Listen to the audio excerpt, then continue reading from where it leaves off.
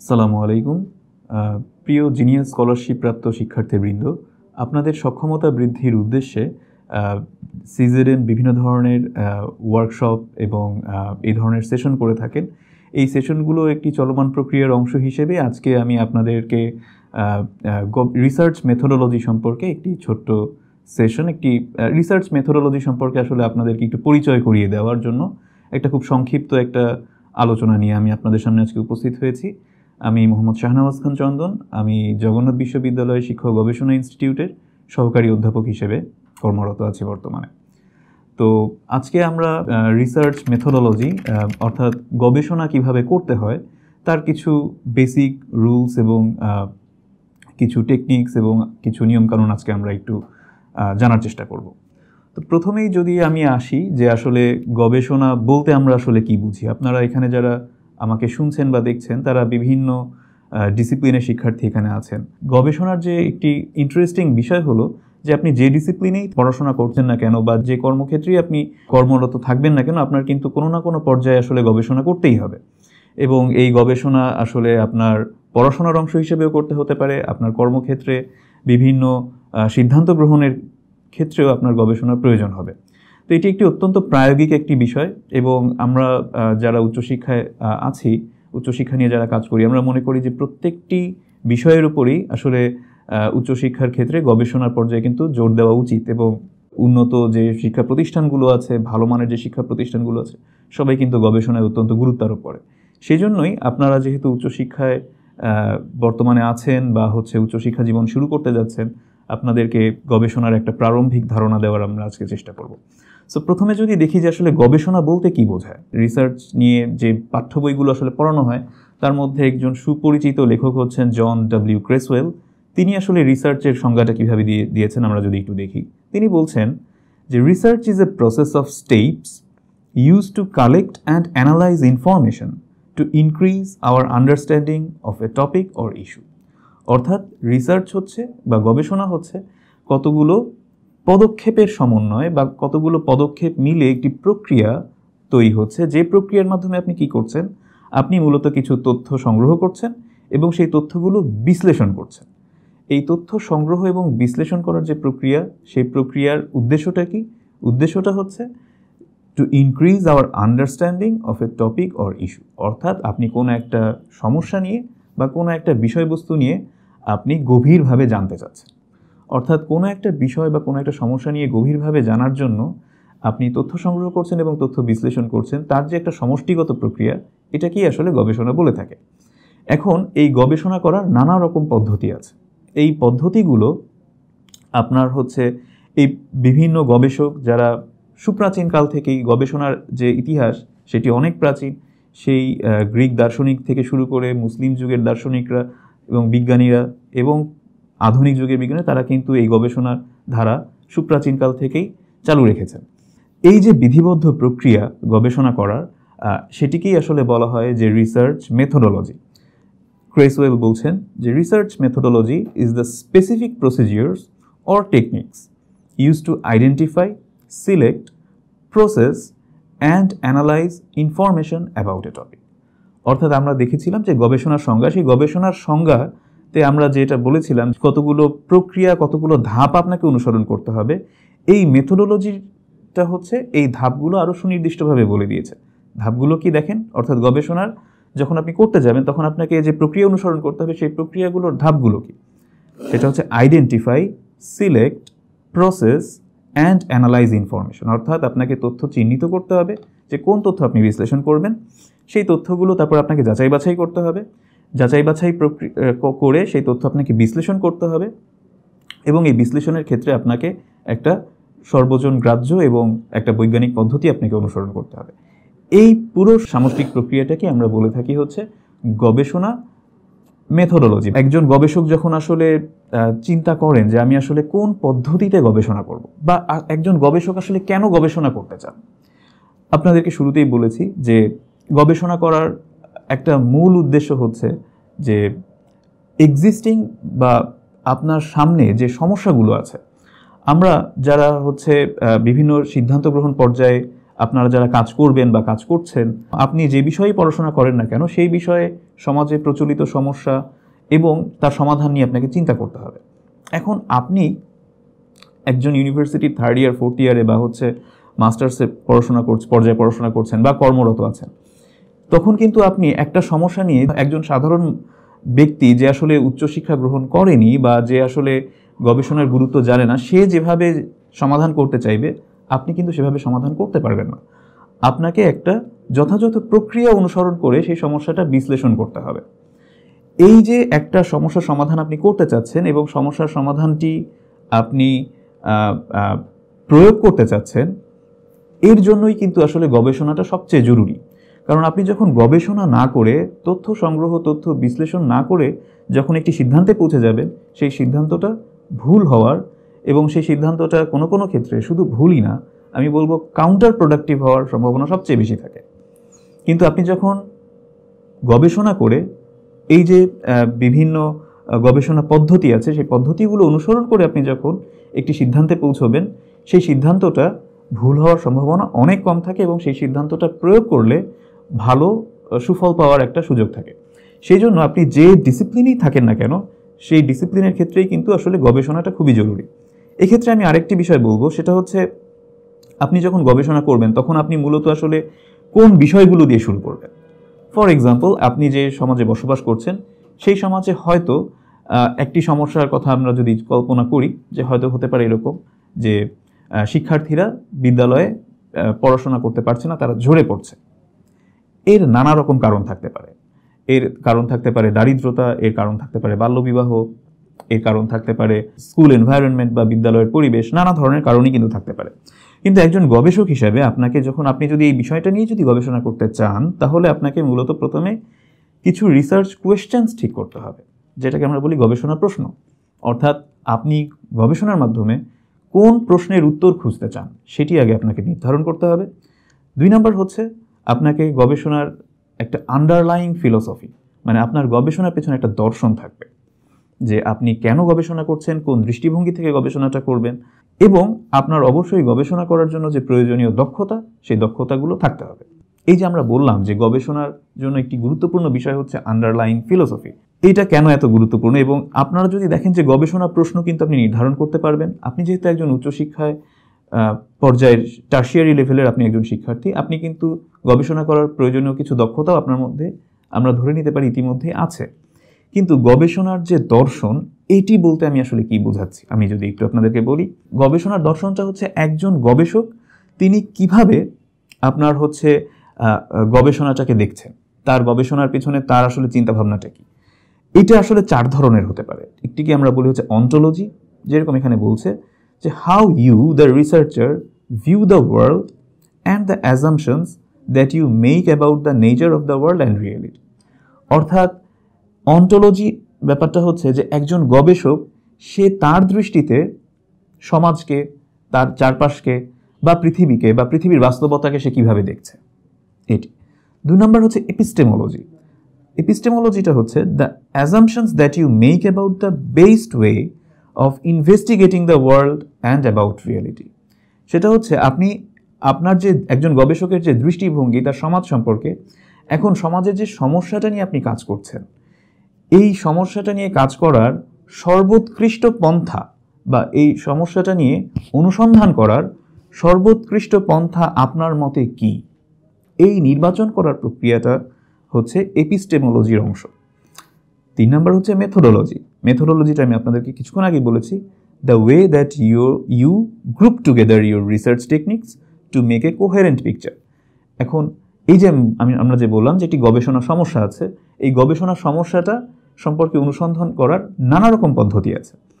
এখন হতে পারে আপনি একটি সর্বোৎকৃষ্ট পন্থা বেছে নিলেন, অথবা আপনি কয়েকটি পন্থার সমষ্টি আপনি বেছে নিলেন। তো এই যে আপনি বেশ কিছু পদ্ধতি বা পন্থা অনুসন্ধানের যে বেশ কিছু পন্থা আপনি যাচাই বাছাই করলেন, বিশ্লেষণ করলেন এবং আপনি একটি পন্থা বেছে নিলেন, এটিকে আমরা বলি মেথোডোলজি। এবং আপনার হচ্ছে মেথড অ্যান্ড টেকনিক্সও আছেই। আপনি যে পদ্ধতিটা আপনি নির্বাচন করলেন গবেষণা করার জন্য, সেই পদ্ধতিটাকে কাজে লাগিয়ে আপনি কিভাবে তথ্য সংগ্রহ করবেন এবং তথ্যগুলো আপনি কিভাবে বিশ্লেষণ করবেন, সেই সম্পর্কিত সিদ্ধান্ত গ্রহণ আমরা করি হচ্ছে গবেষণার মেথডস এবং টেকনিক্স পর্যায়ে। একজন গবেষক যখন একটা গবেষণা করতে যান তাকে 4টি বিষয় মাথায় আসলে রাখতে হয়। একটা হচ্ছে তার সমাজ সম্পর্কিত তার দৃষ্টিভঙ্গি, এবং যে সমস্যাটা নিয়ে তিনি কাজ করছেন সেই সমস্যাটা সম্পর্কে তিনি কিভাবে অনুসন্ধান করবেন, সেই অনুসন্ধান প্রক্রিয়াটাকে বাছাই করা, এবং পরবর্তীতে সেই অনুসন্ধান প্রক্রিয়াটা মাঠ পর্যায়ে অর্থাৎ গবেষণার ক্ষেত্রে প্রয়োগ করা, অ্যাপ্লাই করা। সো এই 4টি বিষয় মাথায় রেখে একজন গবেষককে তার গবেষণাটা সাজাতে হয়, এবং এই 4টি বিষয়কে আমরা বলছি underlying philosophy of a research. Research আসলে নানা ধরনের হতে পারে, কিন্তু আমরা যদি রিসার্চকে মোটা দাগে ভাগ করি তাহলে আসলে 2 ধরনের রিসার্চ নিয়ে আমরা আজকে আলোচনা করব। একটি হচ্ছে কোয়ান্টিটেটিভ রিসার্চ বা পরিমাণগত গবেষণা, আর একটি হচ্ছে কোয়ালিটেটিভ রিসার্চ। কোয়ান্টিটেটিভ এবং কোয়ালিটেটিভ রিসার্চে যাওয়ার আগে আমরা আসলে একটি গবেষণায় মূলত কয়টি ধাপ থাকে আমরা সেটা একটু দেখব। এই কয়েকটি ধাপ কিন্তু আসলে কোয়ান্টিটেটিভ বা কোয়ালিটেটিভ সব ধরনের রিসার্চেই থাকে। মূলত 7টি ধাপ হচ্ছে আমরা একটি যে কোনো ধরনের গবেষণায় আমরা 7টি ধাপ দেখতে পাই। প্রথমত হচ্ছে আপনাকে স্টেপ 1 যদি আমরা বলি, সেটা হচ্ছে ডিফাইন রিসার্চ প্রবলেম, অর্থাৎ আপনি যে বিষয়টি নিয়ে গবেষণা করছেন সেই গবেষণার সমস্যাটা আপনাকে আসলে সংজ্ঞায়িত করতে হবে। আপনি যদি আজকে একটা রিসার্চ রিপোর্ট খুলেন বা একটা থিসিস যদি আপনি খুলেন, আপনি দেখবেন যে সেখানে ব্যাকগ্রাউন্ড ডিসকাশন থাকে, আপনার হচ্ছে গবেষণাটা কেন যৌক্তিক সেই বিষয়ে আলোচনা থাকে। সো এই সব কিছুই করা হয় হচ্ছে গবেষণার যে সমস্যা সেই সমস্যাটাকে সংজ্ঞায়িত করা এবং ব্যাখ্যা করার জন্য। 2 নম্বর ধাপটা হচ্ছে রিভিউ অফ লিটারেচার, সাহিত্য পর্যালোচনা বাংলায় বলে। কিন্তু এই লিটারেচার বা এই সাহিত্য কিন্তু আসলে আমরা আক্ষরিক অর্থে যা সাহিত্য বুঝি তা না। এই লিটারেচার রিভিউটা হচ্ছে যে আপনি যখন একটি গবেষণা করতে যাচ্ছেন, আপনি ধরে নিতে পারেন যে আপনি যে বিষয়েই কল্পনা করেন না কেন, সেই বিষয়েই আপনি যে সমস্যাটাই হাজির করেন না কেন আপনার গবেষণার জন্য, সেই সমস্যা নিয়ে কিন্তু বা তার কাছাকাছি বিষয় নিয়ে পূর্বে বিভিন্ন সময়ে গবেষণা হয়ে গেছে। হয়তো বাংলাদেশে হয়নি, হয়তো অন্য কোনো দেশে হয়েছে, বা অন্য কোনো সমাজের প্রেক্ষাপটে হয়েছে, অন্য কোনো কনটেক্সটে হয়েছে। সেগুলো আপনাকে কিন্তু অধ্যয়ন করতে হবে, সেগুলো খুব গভীরভাবে আপনাকে বিশ্লেষণ করতে হবে। বিশ্লেষণ করে আমরা অনেক সময় দেখি যে গবেষণার যারা শিক্ষার্থী, যারা থিসিস করছেন বা হচ্ছে যারা গবেষণা রিপোর্ট লেখেন, তারা জাস্ট সেখান থেকে হুবহু অর্থাৎ আগের যে গবেষণাগুলো হয়েছে সেখান থেকে জাস্ট তথ্য লিটারেচার রিভিউতে দিয়ে দেন। আসলে লিটারেচার রিভিউ বা সাহিত্য পর্যালোচনায় হুবহু তথ্য ডাম্প করা বা ইনসার্ট করে দেওয়া এটা আসলে উদ্দেশ্য না। উদ্দেশ্যটা হচ্ছে পূর্বে যে ধরনের গবেষণাগুলো হয়েছে, যে গবেষণাগুলো আপনার গবেষণার বিষয়বস্তুর সঙ্গে সম্পর্কিত, সেই গবেষণা থেকে আপনি কি বুঝলেন, কি শিখলেন সেটি লিপিবদ্ধ করা। এতে আপনার গবেষণার 2টো কাজ হবে। একটা হচ্ছে যে আপনার গবেষণায় রিপিটেশন হবে না, অর্থাৎ একই কথা বা একই চর্বিত চর্বণ আপনি করবেন না। আর দ্বিতীয় হচ্ছে যে আপনাকে একটি নতুন দৃষ্টিভঙ্গি দেবে, যে আগের যে গবেষণাগুলো হয়েছে সেখানে কী ধরনের ফাইন্ডিংস এসেছিল, সেখান থেকে আসলে গবেষকরা কী বলতে চেয়েছেন, সেটা যখন আপনি জানতে পারবেন তখন আপনার মধ্যে নিজের একটা আউটলুক তৈরি হবে যে হ্যাঁ, আপনার গবেষণাটা এখন কোন পর্যায়ে যেতে পারে বা কোন দিকে যেতে পারে। সো এটি গবেষণার একটি অবিচ্ছেদ্য ধাপ, এবং এটা আপনি যখন প্রবলেমটা ডিফাইন করে ফেলবেন তার পরের ধাপটাই কিন্তু হচ্ছে এই সাহিত্য পর্যালোচনা বা লিটারেচার রিভিউ। স্টেপ 3তে তৃতীয় যেটি ধাপ সেটি হচ্ছে ফর্মুলেট হাইপোথেসিস। হাইপোথেসিস জিনিসটা কি? হাইপোথেসিস হচ্ছে একটা তত্ত্বের মতো, যেটি ভুলও হতে পারে সঠিকও হতে পারে। কিন্তু এই যে আপনি লিটারেচার রিভিউ করলেন, আপনি ইতিমধ্যে যে গবেষণাগুলো হয়ে গেছে সেই গবেষণাগুলো আপনি পর্যালোচনা করলেন, সেখান থেকে আপনি একটি সিদ্ধান্ত, ঠিক আমরা সিদ্ধান্ত বলবো না, সেখান থেকে আপনি একটি হাইপোথেসিসে পৌঁছালেন।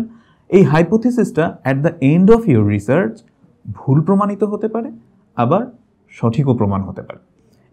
কিন্তু আপনি সাহিত্য পর্যালোচনা করে আপনি একটি অনুমান করতে পারবেন। হাইপোথেসিসটা হচ্ছে মূলত অনুমান, কিন্তু তথ্য ভিত্তিক অনুমান।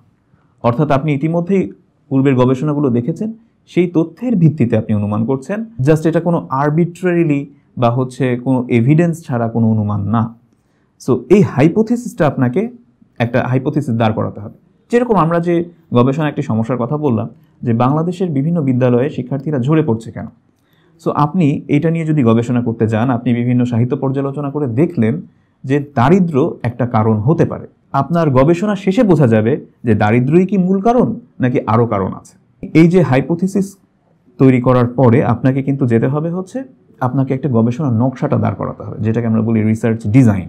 রিসার্চ ডিজাইনে নানা ধরনের বিষয় আছে, যেরকম আপনি কাদের কাছ থেকে তথ্য সংগ্রহ করবেন, কিসের ভিত্তিতে আপনি তাদের কাছ থেকে তথ্য সংগ্রহ করবেন, তথ্যগুলো আপনি যাচাই বাছাই করবেন কিভাবে, আপনি তথ্যগুলো বিশ্লেষণ করবেন কি করে, এইরকম নানা ধরনের বিষয় কিন্তু আপনার রিসার্চ ডিজাইনে চলে আসবে। অর্থাৎ গবেষণার পাথওয়ে বা অর্থাৎ গবেষণার শুরু থেকে শেষ পর্যন্ত আপনি কি কি কাজ করছেন তার একটি সামগ্রিক চিত্র আমরা রিসার্চ ডিজাইনে পেয়ে থাকি। এরপরে আপনি তথ্য সংগ্রহ করবেন। তথ্য সংগ্রহ করার জন্য আপনাকে কিছু টুলস বা কিছু উপকরণ আপনাকে তৈরি করতে হবে।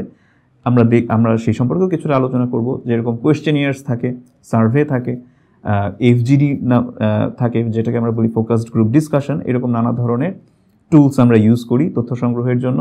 এরপরে আমরা যে তথ্যগুলো পাই সেই তথ্যগুলো আমরা বিশ্লেষণ করি। তথ্য বিশ্লেষণের ক্ষেত্রেও কিন্তু আমরা নানা ধরনের টুলস আমরা ব্যবহার করি। কোনো ক্ষেত্রে আমরা বিভিন্ন ধরনের কম্পিউটার প্রোগ্রামও আমরা ব্যবহার করে থাকি তথ্য বিশ্লেষণ। এবং তথ্য বিশ্লেষণের পরে আমরা তথ্য থেকে কিছু সিদ্ধান্তে আসি। তথ্যগুলোকে আমরা ইন্টারপ্রেট করে আমরা সিদ্ধান্তে আসি এবং আমরা পুরো গবেষণা পত্রটা বা গবেষণা প্রতিবেদনটা আমরা লিখি। তো এই 7টি ধাপে মূলত একটি গবেষণা করা হয় এবং এটি আমরা যে গবেষণার দুটো মূল ধরন বললাম, কোয়ালিটেটিভ এবং কোয়ান্টিটেটিভ, এই 2 ধরনের গবেষণাতেই কিন্তু এই 7টি ধাপ আপনার অবশ্যই থাকতে হবে। তবে এখন গবেষণার আরও বেশ কিছু ধরনও আছে। এই ধরনগুলো অনুযায়ী কোনো ক্ষেত্রে কিন্তু গবেষণার ধাপের সংখ্যা কিছুটা বাড়তে পারে, কিন্তু এই 7টি হচ্ছে গবেষণার মৌলিক ধাপ। এরপরে আমরা যদি দেখি যে এখানে একটা ইন্টারেস্টিং কনসেপ্ট আপনাদের সঙ্গে একটি শেয়ার করতে চাই, সেটা হচ্ছে গবেষণার চলক বা ভেরিয়েবলস। এটা খুবই ইম্পর্ট্যান্ট একটা ব্যাপার, যেটা আপনাকে গবেষণা করতে অনেক সাহায্য করবে। প্রত্যেকটি গবেষণায় আসলে 2 ধরনের কিন্তু চলক থাকতে পারে। একটা হচ্ছে ইন্ডিপেন্ডেন্ট ভেরিয়েবল বা স্বাধীন চলক, আরেকটি হচ্ছে ডিপেন্ডেন্ট ভেরিয়েবল। তো ইন্ডিপেন্ডেন্ট ভেরিয়েবলটা হচ্ছে, ফর এক্সাম্পল আমি যেটা বলছিলাম যে আপনারা যদি কেন শিক্ষার্থীরা ঝরে পড়ছে বিদ্যালয় থেকে এই বিষয়টি নিয়ে যদি গবেষণা করেন, তাহলে বিদ্যালয়ে ঝরে পড়ার পেছনে যে কারণগুলো, কিছু কারণ থাকতে পারে, একাধিক কারণ থাকতে পারে, বেশ কিছু কারণ থাকতে পারে, যে কারণগুলো কিন্তু হতে পারে যে মূল কারণটাকে প্রভাবিত করছে। হতে পারে যে দারিদ্রতা যদি মূল কারণ হয়ে থাকে, এখানে বিদ্যালয়ের পরিবেশ, তারপরে শিক্ষকদের আন্তরিকতা, কারিকুলাম, সিলেবাস, এগুলোও কিন্তু মূল কারণকে প্রভাবিত করতে পারে। তো যে চলকগুলো, যে ভেরিয়েবলসগুলো আপনার রিসার্চের, আপনার গবেষণার ফলাফলকে প্রভাবিত করতে পারে, সেগুলোকে আমরা বলি হচ্ছে independent variable. The independent variable happens first and can be considered the cause of any changes in the outcome.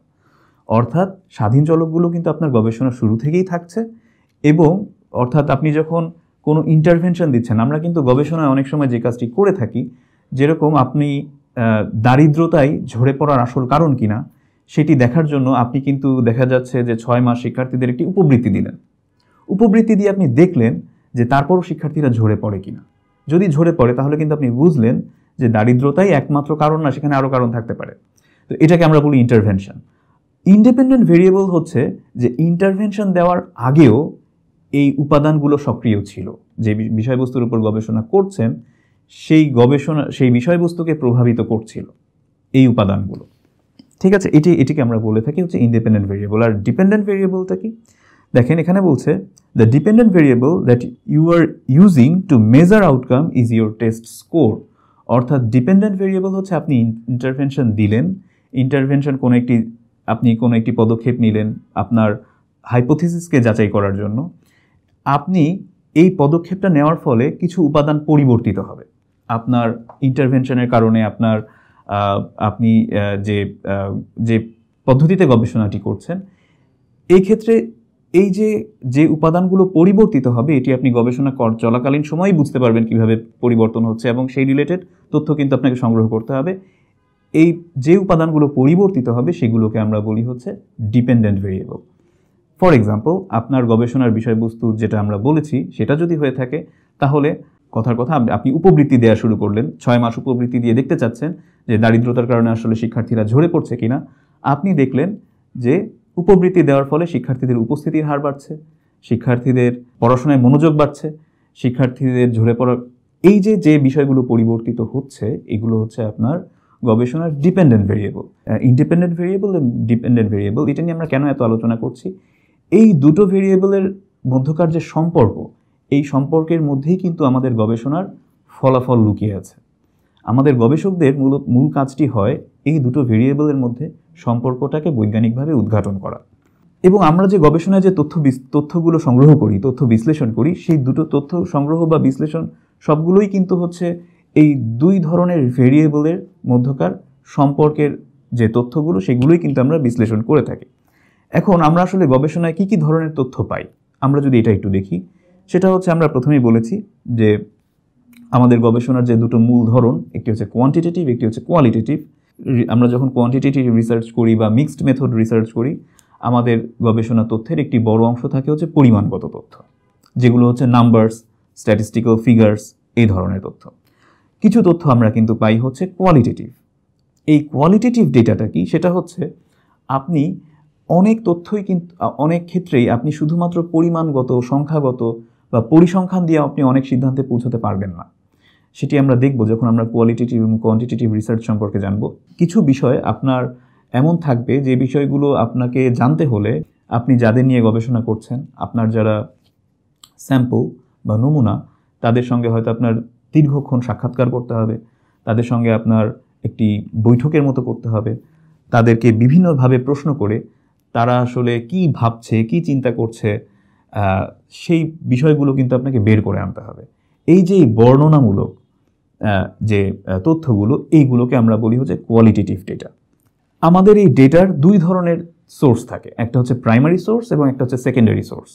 Primary source হচ্ছে আপনি যখন যাদের নিয়ে আপনি গবেষণা করছেন, তাদের সঙ্গে যখন আপনি সরাসরি ইন্টারাকশনে যাবেন, তাদের সঙ্গে যখন আপনি সরাসরি কথা বলবেন, ইন্টারভিউ করবেন, সার্ভেতে তারা সরাসরি অংশগ্রহণ করবে, তারা হচ্ছে আপনার গবেষণার primary source.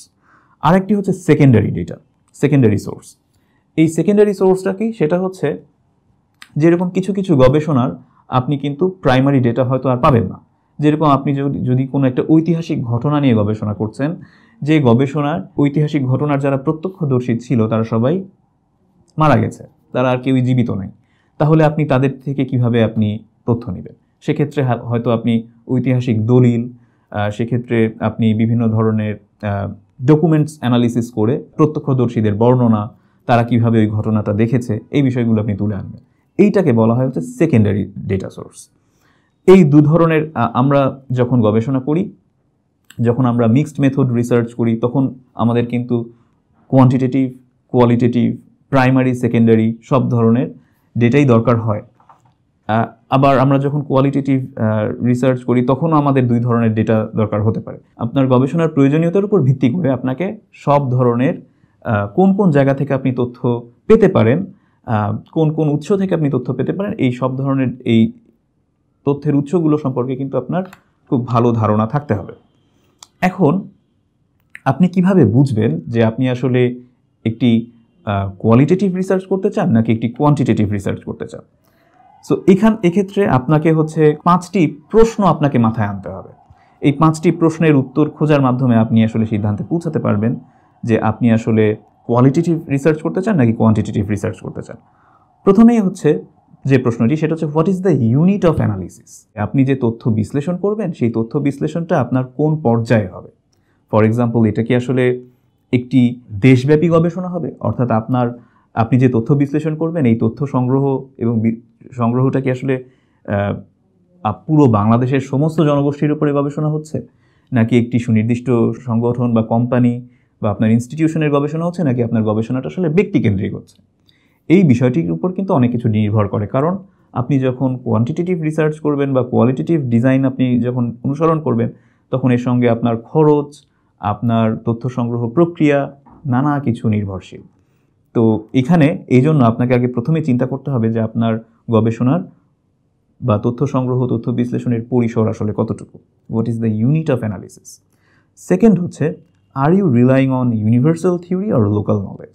Will your results B জেনারেলাইজেবল and produce universally applicable results, or are there local factors that will affect your results? অর্থাৎ আপনার গবেষণাটা কি আসলে স্থানীয় পর্যায়ে জন্য বেশি প্রযোজ্য হবে, নাকি এটা আপনার হচ্ছে একটা ইউনিভার্সাল গবেষণা হবে? আপনি যখন একটা গবেষণার নকশা আপনি ঠিক করবেন যে এটাকে আমি কোয়ালিটেটিভ ডিজাইনে করব নাকি কোয়ান্টিটেটিভ ডিজাইনে করব, সেটা আপনি যখন ইউনিট অফ অ্যানালিসিস বিষয়ে আপনি যখন সিদ্ধান্তে আসবেন, এরপরে আপনাকে যেটি সিদ্ধান্ত নিতে হবে সেটা হচ্ছে আপনি কি ইউনিভার্সাল থিওরি নাকি লোকাল নলেজ, এই কোনটার উপরে আপনি আসলে নির্ভর করছেন।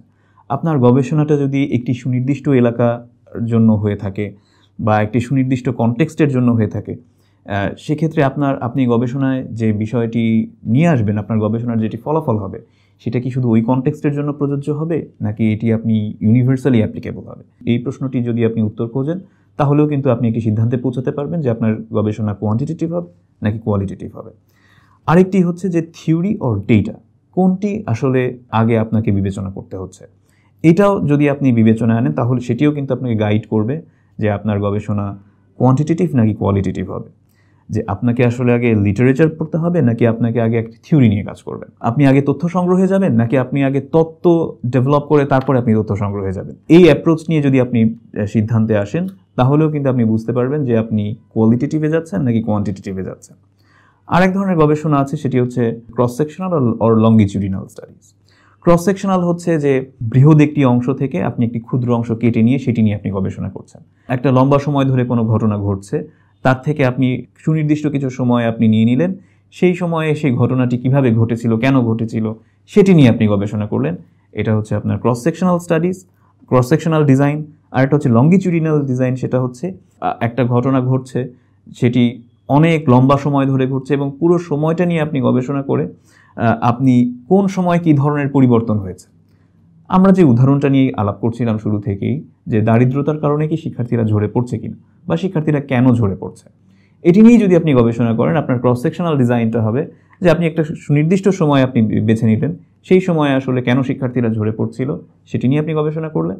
আপনি যদি এভাবে ধরেন যে স্বাধীনতার পরবর্তী সময় থেকে এখন পর্যন্ত বাংলাদেশের শিক্ষার্থীদের ঝরে পড়ার কারণ কি, এই পুরো সময়টা নিয়ে আপনি গবেষণা করলেন এবং বিভিন্ন সময়ে কোন কোন কারণে শিক্ষার্থীরা ঝরে পড়েছে, পরিবর্তিত কারণগুলো আপনি তুলে ধরলেন। যেরকম আপনি হয়তো একটা সময় দেখলেন যে একটা সময় শিক্ষার্থীদের ঝরে পড়ার কারণ ছিল প্রাকৃতিক দুর্যোগ, একটা সময় ছিল দারিদ্র্য, একটা সময় ছিল হচ্ছে বিদ্যালয়ের অপ্রাপ্যতা, অর্থাৎ আপনি দেখালেন যে বিভিন্ন সময়ে কারণটা পরিবর্তন হয়েছে। এটি কিন্তু লঙ্গিটিউডিনাল ডিজাইন। সো আপনাকে আগে ফার্স্টে সিদ্ধান্ত নিতে হবে যে আপনি কোন ডিজাইনে কাজ করবেন। আরেক ধরনের গবেষণা আছে, সেটা হচ্ছে থিওরি ভেরিফাই করা বা ফলসিফাই করা। অর্থাৎ কোনো একটি প্রতিষ্ঠিত তত্ত্ব, সেই তত্ত্ব নিয়ে আপনি গবেষণা করছেন, সেই তত্ত্বটা ভুল প্রমাণিত হচ্ছে কি, তত্ত্বটা আসলে সঠিক কিনা। এখানে একটা ইন্টারেস্টিং কথা আছে, দেখেন এখানে বলছে একজন গবেষক যে you can not conclusively prove any theory, the best that you can do is find nothing that disapproves it. It is therefore easier to formulate a theory that you can try to disprove because you only need one wrong answer to do so. অর্থাৎ একজন গবেষক এখানে বলেছেন যে আপনি আসলে কোনো তত্ত্বকেই conclusively prove করতে পারেন না। মানে কোনো তত্ত্বকেই আপনি, কোনো থিওরিকেই আপনি আসলে আপনার গবেষণার মাধ্যমে এই থিওরিটা একদমই নির্ভুল, একদম অ্যাবসলিউটলি ট্রুথ, এটি আসলে একজন গবেষকের পক্ষে বলাটা কঠিন। ফার্দার স্টাডিজে সেই থিওরিতে ভুল প্রমাণ হতে পারে। একজন গবেষক আসলে মূলত কি করেন এই ধরনের গবেষণায়? তিনি যেটা করেন, the best that you can do is find nothing that disproves it. অর্থাৎ আপনার গবেষণায় আপনি দেখাতে পারেন যে আপনি এমন কিছু পাননি যে তত্ত্বটা আসলে ভুল প্রমাণিত হয়েছে, যে বা এমন কোনো কিছু আপনার গবেষণায় আপনি পেলেন না যা আপনার তত্ত্বকে ভুল প্রমাণিত করছে। এই প্রসঙ্গে দুটো কনসেপ্ট আপনাদের সঙ্গে আমি একটু পরিচয় করিয়ে দিতে চাই। একটি হচ্ছে নাল হাইপোথিসিস এবং কার্ল পপারের বা কনসেপ্ট অফ ব্ল্যাক সোয়ান। নাল হাইপোথিসিসটা কি? নাল হাইপোথিসিস হচ্ছে আপনি যখন গবেষণা শুরু করেন, আমরা যেখানে দেখলাম যে আপনি একটা হাইপোথিসিস নিয়ে আসছেন। নাল হাইপোথিসিস হচ্ছে সেই হাইপোথিসিস যেটা যতক্ষণ না আপনি ভুল প্রমাণ করতে না পারছেন ততক্ষণ পর্যন্ত আপনি এই হাইপোথিসিসটাকে সত্য বলে ধরে নেবেন। অর্থাৎ আপনার গবেষণার পরবর্তী যে ধাপগুলো, সেই ধাপগুলোতে আপনি দেখাবেন বা দেখাচ্ছেন বা আপনি গবেষণায় হয়তো পেয়ে গেলেন আপনার অনুসন্ধানে, এমন কিছুই আপনি পেলেন না যে আপনার এই হাইপোথিসিসটাকে ভুল প্রমাণিত করছে। ঠিক আছে? তাহলে আপনার গবেষণার কনক্লুশনটা কি হলো? আপনার গবেষণায় এমন কিছু পাননি যে আপনার তত্ত্বকে ভুল প্রমাণ করছে, হাইপোথিসিসকে ভুল প্রমাণ করছে। তাহলে হতে পারে আপনার হাইপোথিসিসটা সঠিক। একজন গবেষক কখনো কনক্লুসিভলি বলতে পারে না, মানে সে একদম উপসংহার টানতে পারে না যে হ্যাঁ আমার হাইপোথিসিস অ্যাবসোলিউটলি ট্রুথ বা আমার এই থিওরি অ্যাবসোলিউটলি ট্রুথ। সে বলতে পারে যে আমি এমন কোনো কিছু পাইনি যেটি আমার হাইপোথিসিসকে ভুল প্রমাণিত করছে। ব্ল্যাক সোয়ানের হোয়াইট সোয়ানের ব্যাপারটা কি? সেটা হচ্ছে কার্ল পপার বলেছিল, একজন বিখ্যাত দার্শনিক এবং গবেষক, একটা হ্রদে প্রচুর রাজহাঁস আছে, সবগুলো রাজহাঁসই সাদা। তার মানে কি আপনি বলে ফেলতে পারেন যে সবগুলো রাজহাঁসই সাদা? যখনই আপনি বললেন যে সবগুলো রাজহাঁস সাদা সাদা তার মানে রাজহাঁস শুধুমাত্র সাদাই হয়, ঠিক তখনই আপনি দেখলেন একটি কালো রাজহাঁস এসে ওদের মধ্যে চলে আসলো। তাহলে আপনার ওই একটি কালো রাজহাঁসের জন্য কিন্তু আপনি যে সিদ্ধান্তে চলে আসছিলেন যে রাজহাঁস মানেই সাদা, এই সিদ্ধান্ত কিন্তু ভুল প্রমাণিত হলো। সো আপনার হাইপোথিসিসের যদি একটিও অ্যাবেরেশন পাওয়া যায়, একটিও যদি ব্যতিক্রমধর্মী তথ্য পাওয়া যায়, সেটিও কিন্তু আপনার হাইপোথিসিসকে প্রশ্নবিদ্ধ করবে। সেজন্য এখানে বলা হয়েছে যে গবেষণার একটি অ্যাপ্রোচ হচ্ছে বা একটা রিসার্চ ডিজাইন হচ্ছে ভেরিফাই অর ফলসিফাই থিওরি। একটি তত্ত্বকে আপনি যাচাই বাছাই করতে চান বা আপনার হাইপোথিসিসটা আসলে সঠিক কিনা সেটি আপনি যাচাই বাছাই করতে চান, এটিও একটি গবেষণা অ্যাপ্রোচ, এটিও একটি গবেষণার একটি নকশা। কিন্তু আপনাকে এই বিষয়টি মাথায় রাখতে হবে যে আপনি এমন কোনো কিছু পেলেন না যেটি আপনার তত্ত্বকে ভুল প্রমাণিত করছে, তার মানে কিন্তু এই না যে আপনার তত্ত্ব হচ্ছে অ্যাবসোলিউটলি ট্রুথ। ঠিক আছে, একটি ব্যতিক্রমধর্মী ঘটনাও কিন্তু আপনার তত্ত্বকে আসলে ভুল প্রমাণ করতে পারে। সো এই বিষয়টি আসলে গবেষকদের মাথায় রাখা উচিত। তো আমরা যেটা বলছিলাম যে আপনি যদি এই 5টা প্রশ্ন আপনার নিজের মধ্যে নিয়ে আসেন এবং এই 5টা প্রশ্ন, অর্থাৎ আমি যদি আবার একটু বলি, ইউনিট অফ অ্যানালিসিস, আপনার তথ্য বিশ্লেষণের পরিসরটা কতটুকু হবে, আপনি কি লোকাল নলেজ ব্যবহার করবেন নাকি আপনি ইউনিভার্সাল থিওরি, এবং আপনার গবেষণার আউটকামটা কি ইউনিভার্সাল হবে কিনা, ঠিক আছে, আপনি কি আগে থিওরি নিয়ে কাজ করবেন নাকি আগে তথ্য নিয়ে কাজ করবেন, আপনার গবেষণা কি ক্রস সেকশনাল হবে নাকি লঙ্গিচুডিনাল হবে, এবং আপনি কি আসলে কোনো তত্ত্ব ভুল কি সঠিক সেটি নিয়ে গবেষণা করবেন। এই 5টি বিষয়ের উত্তর যদি আপনি খুঁজেন তাহলেই আপনি বুঝে যাবেন যে আপনার গবেষণাটি কি আসলে কোয়ালিটেটিভ হওয়া উচিত নাকি কোয়ান্টিটেটিভ হওয়া উচিত। এরপরে আপনাকে যে বিষয়টি বিবেচনায় আনতে হবে সেটা হচ্ছে, আপনি মনে করেন আপনি একটি সিদ্ধান্তে চলে আসলেন যে আপনার গবেষণা কোয়ালিটেটিভ, কোয়ান্টিটেটিভ বা মিক্সড মেথড। অনেক গবেষণা, বিশেষ করে আমি মূলত শিক্ষা গবেষণা নিয়ে কাজ করছি।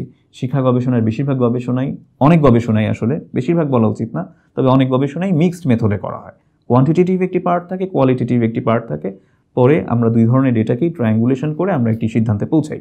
গবেষণার পরিকল্পনার একটি বড় অংশ হচ্ছে যে আমি আসলে তথ্য কাদের কাছ থেকে নিতে পারি। আমি যদি আমাদের পুরনো উদাহরণে ফিরে যাই যে শিক্ষার্থীরা কেন ঝরে পড়ছে, গবেষণার পপুলেশন হচ্ছে কিন্তু হতে পারে, আপনি যদি প্রাথমিক শিক্ষার্থীদের চিন্তা করেন তাহলে প্রাথমিক পর্যায়ে যত শিক্ষার্থী পড়াশোনা করছে সবাই আপনার গবেষণার পপুলেশন, অর্থাৎ জনগোষ্ঠী বা জনসংখ্যা। কিন্তু সবার কাছে তো আপনি পৌঁছতে পারবেন না, তাহলে আপনাকে একটা যৌক্তিক সংখ্যা এর মধ্যে থেকে বের করতে হবে যাদের কাছ থেকে আপনি তথ্য সংগ্রহ করলে সেই তথ্যটাকে আপনি কিছুটা সাধারণীকরণ করতে পারবেন। আপনি বলতে পারবেন যে হ্যাঁ আমি এতগুলো মানুষের কাছে গিয়েছিলাম, এতগুলো শিক্ষার্থীর কাছে গিয়েছি, শিক্ষকের কাছে গিয়েছি এবং তারা আমাকে এই কথাটা বলেছে। সো আমার কাছে মনে হচ্ছে যে এই কথাটা, তাদের এই বক্তব্যগুলো বা এই তথ্য যেগুলো আমি পেয়েছি সেগুলো নির্ভরযোগ্য। এখন এই কাজটা আপনি কিভাবে করবেন? এটা করার আসলে নানা রকম পদ্ধতি আছে। এই যে একটা বৃহৎ জনগোষ্ঠী থেকে আপনার গবেষণার জন্য তথ্য উৎস বের করে আনা, এটাকে বলা হয় হচ্ছে স্যাম্পলিং। এই স্যাম্পলিং করার অনেক রকম পদ্ধতি আছে, গবেষণার প্রকারভেদ অনুযায়ী এই পদ্ধতিগুলো প্রয়োগ করা হয়। তবে মোটা দাগে আমরা যদি বলি সেটা হচ্ছে স্যাম্পলিং হচ্ছে আসলে 3 ধরনের। একটা হচ্ছে র্যান্ডম স্যাম্পলিং বা প্রবাবিলিটি স্যাম্পলিং, নন প্রবাবিলিটি স্যাম্পলিং এবং মিক্সড স্যাম্পলিং। সো র্যান্ডম বা প্রবাবিলিটি স্যাম্পলিং হচ্ছে আপনি যেরকম এক ধরনের স্যাম্পলিং আছে সিম্পল র্যান্ডম স্যাম্পলিং, অর্থাৎ আপনি প্রাথমিক বিদ্যালয়ের শিক্ষার্থীদের উপর গবেষণা করতে চান, আপনি র্যান্ডমলি অর্থাৎ আপনার যথেচ্ছভাবে কোনো পদ্ধতি অনুসরণ না করেই আপনি 5টা বা 10টা বা 15টা আপনি প্রাথমিক বিদ্যালয়ে নির্বাচন করলেন এবং সেখানে আপনি চলে গেলেন আপনার গবেষণার তথ্য সংগ্রহের জন্য। এটাকে বলে সিম্পল র্যান্ডম স্যাম্পলিং। আপনি র্যান্ডমলি কিন্তু এই বিদ্যালয়গুলো নির্বাচন করেছেন। আরেকটি আছে হচ্ছে স্ট্র্যাটিফাইড স্যাম্পলিং। স্ট্র্যাটিফাইড হচ্ছে আপনি কিছু কিছু বৈশিষ্ট্যের উপর ভিত্তি করে বিদ্যালয়গুলোকে ভাগ করলেন। যে কিছু বিদ্যালয় হতে পারে এরকম যে যারা সুবিধাবঞ্চিত শিক্ষার্থীদের নিয়ে কাজ করছে, সেখানে পড়ছে, এরকম কিছু বিদ্যালয়ে নিয়ে কিছু বৈশিষ্ট্য অনুযায়ী বিদ্যালয়গুলোকে ভাগ করছেন। এগুলোকে বলা হয়, এই প্রত্যেকটা গ্রুপকে বলা হয় হচ্ছে স্ট্র্যাটা বা হচ্ছে একটি স্তর। আপনি হয়তো কিছু বিদ্যালয় রাখলেন আরবান স্কুল, কিছু রাখলেন হচ্ছে রুরাল স্কুল, ঠিক আছে। আবার আপনি এই স্ট্র্যাটা থেকে আপনি ক্লাস্টারেও যেতে পারেন। গ্রামের কিছু প্রাথমিক বিদ্যালয় নিয়ে একটি গুচ্ছ করলেন, শহরের কিছু প্রাথমিক বিদ্যালয় নিয়ে একটি গুচ্ছ করলেন, সুবিধাবঞ্চিত অর্থাৎ বস্তি এলাকায় কিছু প্রাথমিক বিদ্যালয় আছে সেগুলো নিয়ে একটা গুচ্ছ করলেন, তারপর যে কোনো ওই গুচ্ছ থেকে আপনি র্যান্ডমলি কিছু বিদ্যালয় নির্বাচন করলেন। এইরকম এটাকে বলা হচ্ছে আপনার ক্লাস্টার স্যাম্পলিং, ঠিক আছে। এর মধ্যে আরও কিছু বিষয় আছে, এখানে আপনি প্রপোর্শনেট করতে পারেন, ডিসপ্রপোর্শনেট করতে পারেন। অর্থাৎ আপনি যদি গ্রাম পর্যায়ের কিছু স্কুল নেন, কতগুলো নেবেন, শহর এবং গ্রামের অনুপাতটা কি হবে, এই অনুপাতে একটি সামঞ্জস্য আনতে পারেন। আবার আপনি এটি ডিসপ্রপোর্শনেটও রাখতে পারেন। এটি নির্ভর করবে আপনার গবেষণার উদ্দেশ্য এবং গবেষণার প্রশ্নের উপরে। অর্থাৎ আমি যদি র্যান্ডম স্যাম্পলিং বা প্রবাবিলিটি স্যাম্পলিংয়ের কথা যদি আমি ধরি, আমি যাদের কাছ থেকে তথ্য সংগ্রহ করব এই গ্রুপটা মোটামুটি হোমোজিনাস, অর্থাৎ সবার বৈশিষ্ট্য একই রকম কাছাকাছি, তাহলে আমি র্যান্ডম স্যাম্পলিং করতে পারি। কিন্তু র্যান্ডম স্যাম্পলিংটাকে আরও আমার প্রয়োজন অনুযায়ী আমি যাদের থেকে আমি তথ্য নিব তাদেরকে আমি বিভিন্ন গ্রুপে ভাগ করতে পারি, ঠিক আছে। এবং গ্রুপে যখন আমি তাদেরকে ভাগ করব তখন আমি বিভিন্ন রকম প্রপোর্শন আমি সেট করতে পারি। এখানে মেল ফিমেল প্রপোর্শন আসতে পারে এবং তাদের বৈশিষ্ট্যের উপর ভিত্তি করে আমি বিভিন্ন অনুপাতে তাদেরকে কিন্তু আমি ভাগ করতে পারি। নন র্যান্ডম বা নন প্রবাবিলিটি স্যাম্পলিং অনেক ক্ষেত্রে মূলত যখন আমরা কোয়ালিটেটিভ স্টাডি করি তখন এই স্যাম্পলিংটা আমাদের অনেক প্রয়োজন হয়। যেরকম এর মধ্যে একটি স্যাম্পলিং আপনাদেরকে বলি, সেটা হচ্ছে স্নোবল স্যাম্পলিং। স্নোবল স্যাম্পলিংয়ের কথা যদি বলি, স্নোবল স্যাম্পলিং কেন, এটাকে স্নোবলের বাংলা আপনারা জানেন যে তুষার গোলক। আপনি মনে করেন এমন একটি গবেষণা করতে যাচ্ছেন যে গবেষণার তথ্যদাতা খুব বেশি নেই, বা তথ্যদাতা আপনার হচ্ছে আপনার সঙ্গে ওপেনলি সরাসরি কথা বলতে সংকোচ বোধ করছে। এরকম আমি একটি উদাহরণ দিয়ে বলি, আপনি বিশেষ এক ধরনের প্রতিবন্ধিতা, যেরকম আপনি হতে পারে যে যারা বাকশ্রবণ বা দৃষ্টি প্রতিবন্ধী শিক্ষার্থীদের নিয়ে কাজ করছেন। এখন বাংলাদেশে বাকশ্রবণ প্রতিবন্ধী ব্যক্তি বা দৃষ্টি প্রতিবন্ধী শিক্ষার্থী এরা উচ্চশিক্ষায় আছে এরকম কিন্তু খুব বেশি নেই। আপনি ইউনিভার্সিটিতে, আপনার ইউনিভার্সিটিতে হয়তো 2-3 জন পাবেন বা 10 জন পাবেন, আরেকটি ইউনিভার্সিটিতে হয়তো 2-3 জন পাবেন। সো এই সংখ্যাটা খুব বেশি না। এখন আপনি সেই জন্য কিন্তু র্যান্ডম স্যাম্পলিংয়ে যেতে পারবেন না, কারণ আপনার সব প্রতিষ্ঠানে সব জায়গাতে আপনি তাদেরকে পাচ্ছেন না। আপনি স্ট্র্যাটিফাইড স্যাম্পলিংয়েও যেতে পারবেন না, কারণ তাদের সংখ্যা খুব বেশি না। আপনি গ্রুপ করতে পারবেন না। তো তাহলে আপনাকে কি করতে হবে, আপনাকে এক্ষেত্রে স্নোবল স্যাম্পলিং অ্যাপ্রোচে যেতে হচ্ছে। কেন? এই স্নোবল স্যাম্পলিং অ্যাপ্রোচ আপনার বিদ্যালয়ে, আপনার বিশ্ববিদ্যালয়ে মনে করেন 3 জন দৃষ্টি প্রতিবন্ধী বা বাকশ্রবণ প্রতিবন্ধী শিক্ষার্থী আছে, তাদের আপনি তথ্য নিলেন, তারা আপনার সঙ্গে কথা বলল এবং তাদের মাধ্যমেই তারা জানবে যে তার আরেকজন দৃষ্টি প্রতিবন্ধী শিক্ষার্থী কোন বিশ্ববিদ্যালয়ে পড়ছে। আপনি তার মাধ্যমেই আরেকজন তথ্যের উৎস পেলেন, আবার তার মাধ্যমে আপনি আরেকজন তথ্যের উৎস পেলেন। অর্থাৎ তুষারগোলক যখন গড়িয়ে যায় তখন গড়াতে গড়াতে এটি বড় হয়। অর্থাৎ আপনি একজন তথ্যদাতা আপনি পেলেন, তার মাধ্যমে আপনি আরেকজন তথ্যদাতা পাচ্ছেন, আরেকজন তথ্যদাতা পাচ্ছেন, এইভাবে আপনার তথ্যের উৎস কিন্তু বড় হচ্ছে। এটা আমরা অনেক সময় করে থাকি। আমরা অনেক সময় আপনার অ্যাক্সিডেন্টাল স্যাম্পলিং করি। অ্যাক্সিডেন্টাল স্যাম্পলিং কি?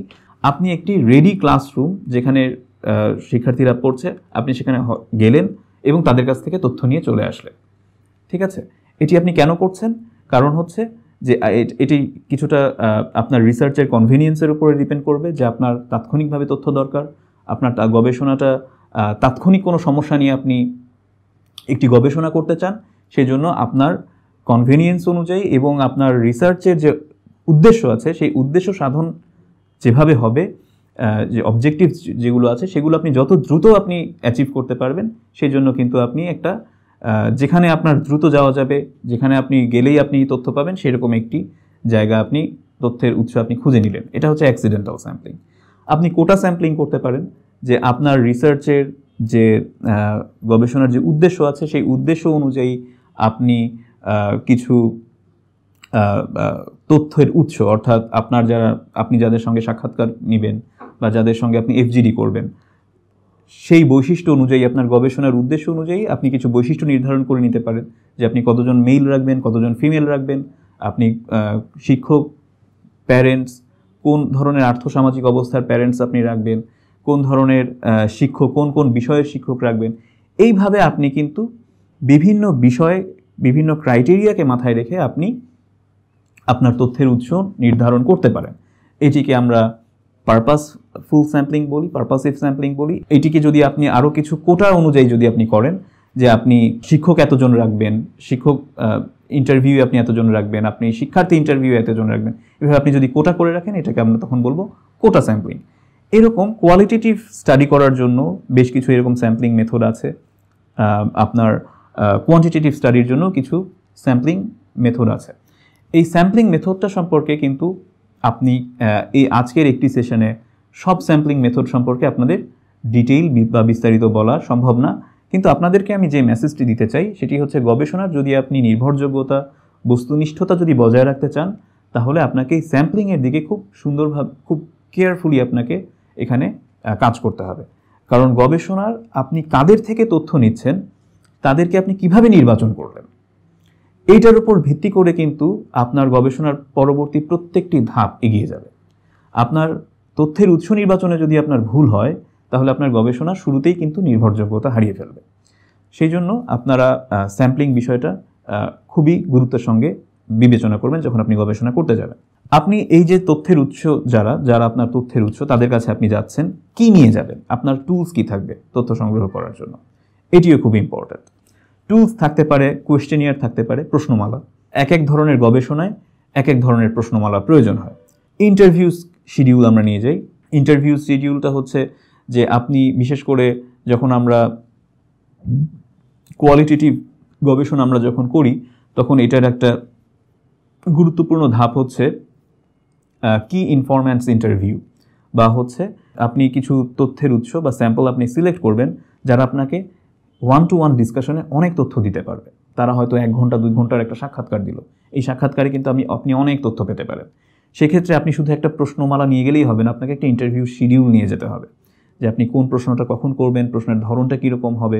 অনেক ক্ষেত্রে আমরা অবজারভেশন শিডিউল নিয়ে যাই। আপনি একটি প্রাথমিক বিদ্যালয় নিয়ে গবেষণা করছেন, আপনি একটি প্রাথমিক বিদ্যালয় পর্যবেক্ষণ করতে গেলেন, যে একটি প্রাথমিক বিদ্যালয় আসলে কি হয়, সেখানে আপনি কি কি পর্যবেক্ষণ করবেন, সেই ফ্যাক্টরগুলো আপনাকে আগে থেকে আপনার গবেষণার উদ্দেশ্য অনুযায়ী নির্ধারণ করে নিয়ে যেতে হবে।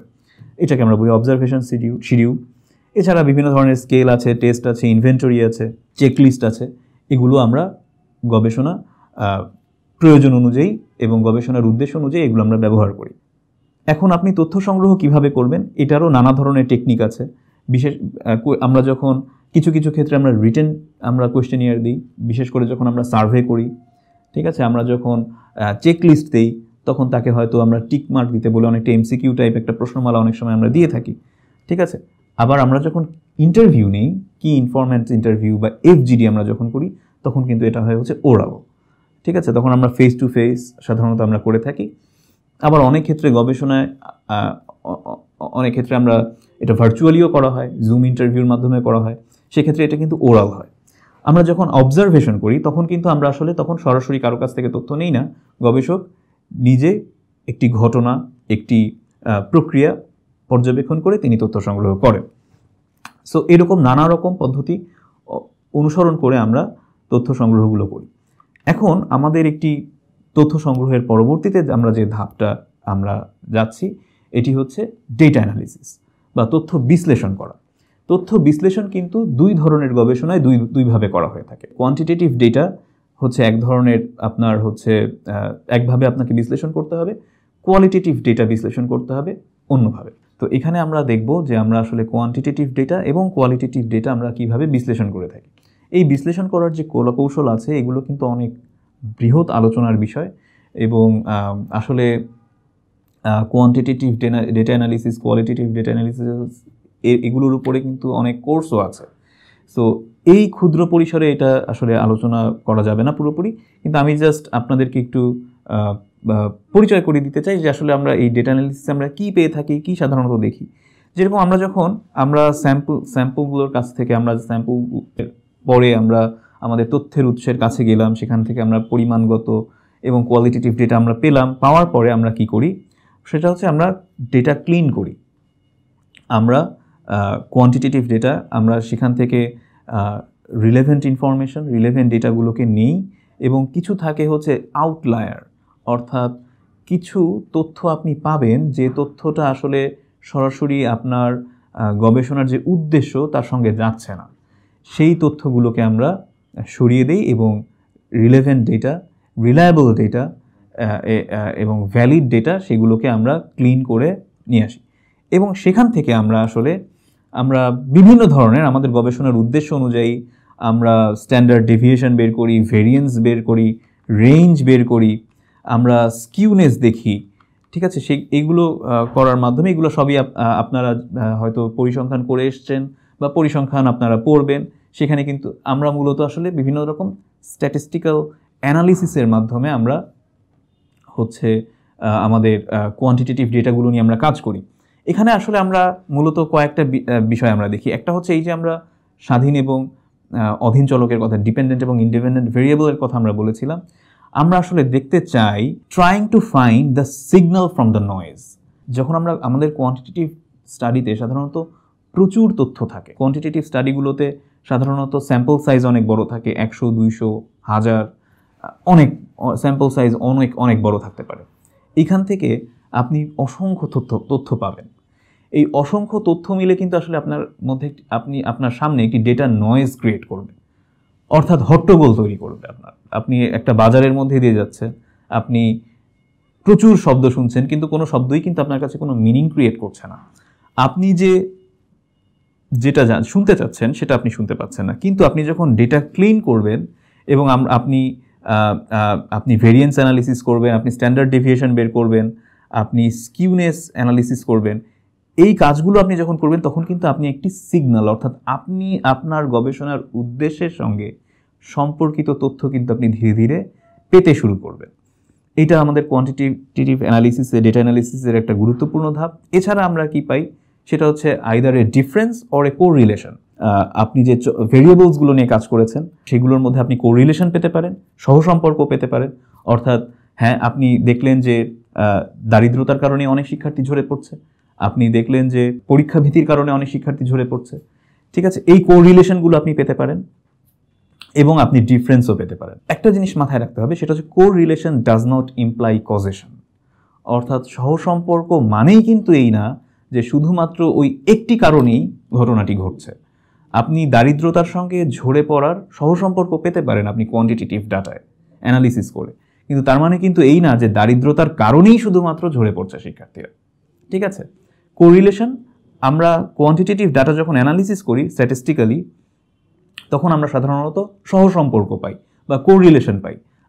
আপনার বিভিন্ন ভেরিয়েবলস, ফ্যাক্টরসগুলোর সঙ্গে আপনার যে রিসার্চের যে আউটকাম আপনি পাচ্ছেন তার মধ্যে বিভিন্ন মাত্রার সম্পর্ক আপনি পাচ্ছেন। এগুলো সাধারণত আমরা কি দিয়ে প্রকাশ করি? যেরকম একটি হচ্ছে সিগনিফিক্যান্স লেভেল আছে, পি ভ্যালু আছে, পাওয়ার আছে, ইফেক্ট সাইজ, এগুলো দিয়ে আমরা এগুলো প্রকাশ করে থাকি।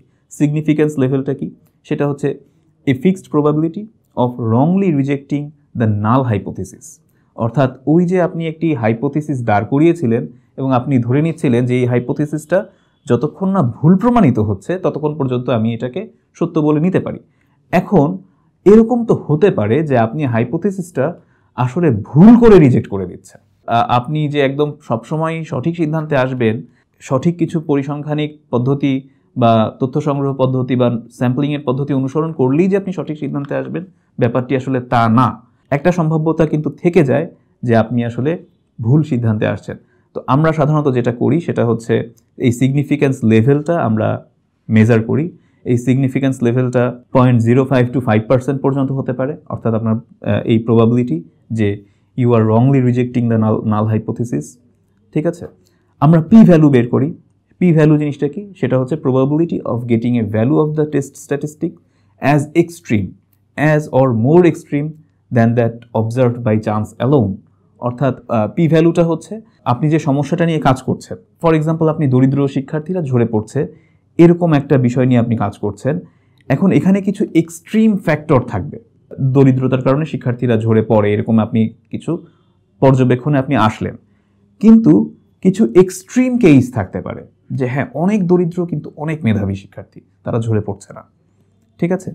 আবার এরকম কিছু আপনি পেতে পারেন যে অনেক ধনী শিক্ষার্থী তারপরও ঝরে পড়ছে। দিজ আর এক্সট্রিম কেসেস, ঠিক আছে। এই এক্সট্রিম কেসেসের পরিমাণটা কীরকম? এই এক্সট্রিম কেসের পরিমাণ কি এরকম যে আসলে সেটা আপনার হাইপোথিসিসকে ইনভ্যালিড করে দিতে পারে? এটা আমরা মেজার করি হচ্ছে পি ভ্যালু দিয়ে। এছাড়া আপনার হচ্ছে ইফেক্ট সাইজ আমরা যে অনেক সময় বলি, সেটা হচ্ছে ফর এক্সাম্পল আপনি উপবৃত্তিটা দিলেন, দেওয়ার পরে আসলে কতজন শিক্ষার্থী কী পরিমাণে উপকৃত হলো সেটা আপনি গাণিতিকভাবে বিশ্লেষণ করতে পারেন এবং গাণিতিকভাবে প্রকাশ করতে পারেন। ঠিক আছে, magnitude of your reported relationship, অর্থাৎ উপবৃত্তি দেওয়ার কারণে কতজন শিক্ষার্থী কী পরিমাণে উপকৃত হলো, কী পরিমাণ ঝরে পড়া রোধ করা গেল, কী পরিমাণ উপস্থিতি বাড়ানো গেল, এগুলোরও পরিসংখ্যানিক বিশ্লেষণ কোয়ান্টিটেটিভ অ্যানালিসিসের মাধ্যমে আমরা করে ফেলতে পারি। সো এটা হচ্ছে ইফেক্ট সাইজ। সো আমরা কোয়ান্টিটেটিভ অ্যানালিসিসে আমরা আসলে বেশ কিছু বিষয় কিন্তু আমরা দেখি। মূলত আমরা কোরিলেশন দেখি, ডিফারেন্স দেখি, আমাদের গবেষণাটা ভ্যালিড এবং রিলায়েবল হচ্ছে কিনা সেগুলো যাচাই বাছাই করার জন্য আমরা সিগনিফিক্যান্স লেভেল দেখি, পি ভ্যালু দেখি, পাওয়ার এবং ইফেক্ট সাইজ আমরা দেখে থাকি। কোয়ান্টিটেটিভ যে আমাদের যে স্টাডি, সেখানে আমি আপনাদেরকে কিছুক্ষণ আগেও বলেছি যে আমরা অনেক গবেষণায় যেখানে সম্ভব আমরা মিক্সড মেথড অ্যাপ্লাই করি, কোয়ান্টিটেটিভও করি, কোয়ালিটেটিভও করি। কেন করি? কারণ এই কোয়ান্টিটেটিভ গবেষণায় কিন্তু কিছু সীমাবদ্ধতা থাকে এবং গবেষকদের কিছু বিষয় আসলে মাথায় আনতে হয়। যেরকম প্রথমেই যে কথাটা এখানে বলেছে, is my sample size big enough. আপনি যখন কোয়ান্টিটেটিভ গবেষণা করছেন, আপনি তখন কিন্তু অনেক ফিগার, অনেক নাম্বার নিয়ে কাজ করছেন। তো আপনার যে স্যাম্পল সাইজ সেটা কিন্তু যথেষ্ট পরিমাণ বড় হতে হবে, কারণ তারা একটা বড় জনগোষ্ঠীকে প্রতিনিধিত্ব করছে। আপনি প্রাথমিক বিদ্যালয়ের শিক্ষার্থীদের নিয়ে যদি কোয়ান্টিটেটিভ গবেষণা করতে চান, তাহলে প্রাথমিক বিদ্যালয়ের শিক্ষার্থী সংখ্যা যদি 10 লাখ হয়, আপনাকে এমন একটি স্যাম্পল সাইজ নিতে হতে পারে যে স্যাম্পল সাইজটা আসলে এই 10 লাখের একটি প্রতিনিধিত্বকারী সংখ্যা। ঠিক আছে, have I used the correct statistical test. Quantitative গবেষণায় নানা ধরনের পরিসংখ্যানিক বিশ্লেষণ আছে।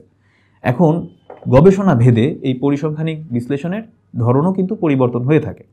সো আপনাকে কিন্তু সঠিক মেথড অ্যাপ্লাই করতে হবে এবং এই প্রত্যেকটি পরিসংখ্যানিক বিশ্লেষণেই কিন্তু কিছু ভুল থাকে। এরর, মার্জিন অফ এরর কতখানি হচ্ছে সেটি কিন্তু আপনাকে খুবই সুনির্দিষ্টভাবে মেজার করে আনতে হবে। মার্জিন অফ এরর সাধারণত থাকে যে কোনো ধরনের বিশ্লেষণে। পরিসংখ্যানিক গবেষণা আপনি যখন করছেন, তখন আপনি যে ডেটাটা পাচ্ছেন, এই ডেটাটা কি আসলে সাধারণীকরণ করা যায়? এটা কি জেনারেলাইজড ডেটা? আপনি পেলেন যে দারিদ্রতার কারণে শিক্ষার্থী ঝরে পড়ছে, এটা আপনি কতখানি জেনারেলাইজ করতে পারবেন? এটা কি পুরো বাংলাদেশের জন্য প্রযোজ্য, নাকি শুধু আপনার উপজেলার জন্য প্রযোজ্য, নাকি শুধু আপনার জেলার জন্য প্রযোজ্য? আপনি যে পদ্ধতি প্রয়োগ করে গবেষণাটি করলেন, এই পদ্ধতিটা কতটুকু রিপ্রোডিউসেবল মানে হচ্ছে এই পদ্ধতি একই ধরনের গবেষণায় কি এই পদ্ধতি আর প্রয়োগ করা যাবে নাকি যাবে না। ঠিক আছে, এবং আপনার যে হিসাব নিকাশ, আপনি যে ম্যাথমেটিক্যাল অ্যানালিসিসটা করলেন, সেটা কি ঠিক আছে কিনা, এই বিষয়গুলো কিন্তু একজন রিসার্চারকে, সে যখন কোয়ান্টিটেটিভ রিসার্চ করে তখন তাকে কিন্তু এই বিষয়গুলো অবশ্যই বিবেচনায় আনতে হয়। আরেকটি বিষয় হচ্ছে যে কিছুক্ষণ আগে আমি যেটা বলেছি যে কোয়ান্টিটেটিভ রিসার্চেরও বেশ কিছু সীমাবদ্ধতা আছে। যেরকম সব কিছু, প্রথম যে সীমাবদ্ধতাটার কথা সব গবেষকরাই একমত হয়ে থাকেন, সেটা হচ্ছে সব কিছু কিন্তু আসলে ম্যাথমেটিক্যালি এক্সপ্রেস করা নাও যেতে পারে। যেরকম আপনি যদি, কিছুক্ষণ আগে আমি আপনাদেরকে একটি গবেষণার টপিক বলেছিলাম যে প্রতিবন্ধী শিক্ষার্থীরা যখন শিক্ষা গ্রহণ করে তখন তাদের আসলে কি কি বাধার সম্মুখীন হতে হয়। এইটা নিয়ে যদি আপনি গবেষণা করতে যান, আপনি কি আসলে তাদের সব কিছু ম্যাথমেটিক্যালি দেখাতে পারবেন যে তারা কি কি বাধার সম্মুখীন হয়? তাদের মধ্যে অনেক বাধা আছে যেগুলো সমাজের বিভিন্ন কুসংস্কার থেকে বের হয়ে আসছে, সমাজে তাদেরকে অধিকার বঞ্চিত করা হচ্ছে। এগুলো কিন্তু আপনি গাণিতিকভাবে প্রকাশ নাও করতে পারেন, হয়তো গাণিতিকভাবে প্রকাশ করা সম্ভব না।